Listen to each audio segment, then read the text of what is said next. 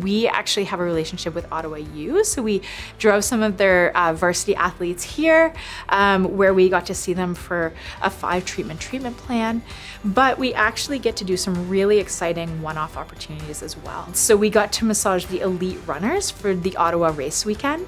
So some of them, or actually most of them, were Olympians or former Olympians or national champions.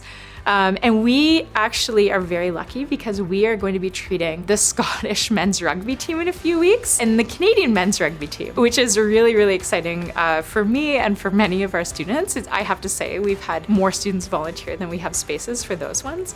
But some of these are really exciting and really unique opportunities. I can say in my professional practice, I've never treated an elite runner or rugby player, and then here our students get to do it. And for both of those teams, we actually get to see them over 2 or 3 different visits.